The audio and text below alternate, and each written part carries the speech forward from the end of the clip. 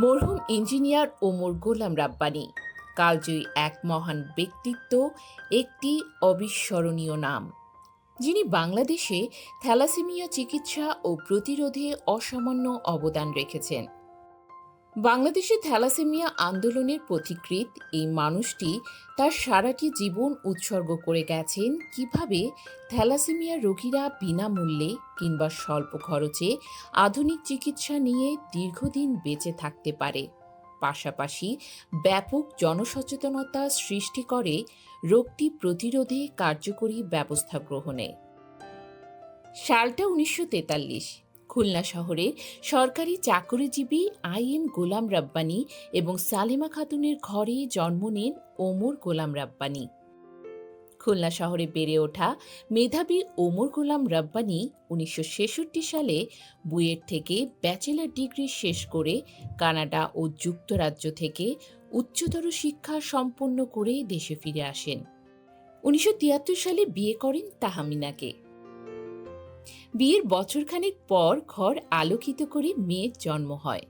এরপর ১৯৮২ সালে জন্ম নেয় এক ছেলে সন্তান রিশাদ রাব্বানী। বছরখানেক না যেতেই তার আদরের সন্তান রিশাদ রাব্বানীর থ্যালাসেমিয়া ধরা পড়ে ভারতে গিয়ে রক্ত পরীক্ষার মাধ্যমে। বাংলাদেশে তখন এই রোগটির সম্পর্কে তেমন কোনো ধারণা ছিল না। তিনি সারা পৃথিবী ঘুরে বেরিয়েছেন ছেলের চিকিৎসার পাশাপাশি এই রোগটি সম্পর্কে ধারণা নিতে। যোগাযোগ করেন World Health Organization, Thalassaemia International ফেডারেশনের সাথে।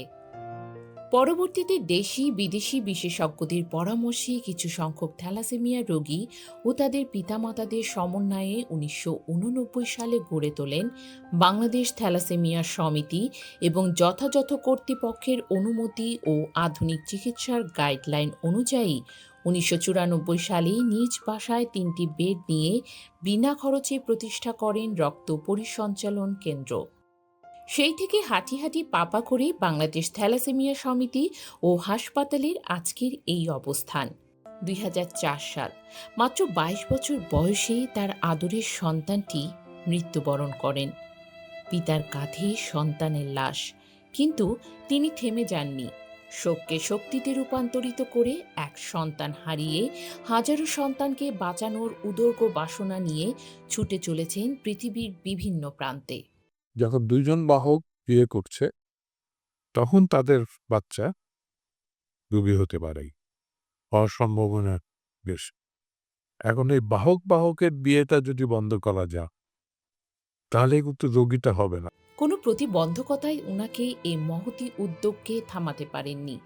এমনকি জীবনের শেষ ৫ থেকে ৬টি বছর প্যারালাইসিস অবস্থায় থেকে হুইল চেয়ারে চলাফেরা করেও তিনি প্রতিনিয়ত থ্যালাসেমিয়া হাসপাতালে এসেছেন এবং নির্দেশনা দিয়ে গেছেন সামনের দিকে এগিয়ে যেতে।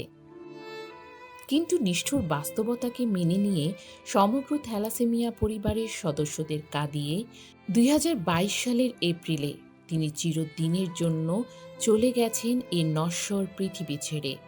তার স্মৃতির প্রতি বিনম্র শ্রদ্ধা।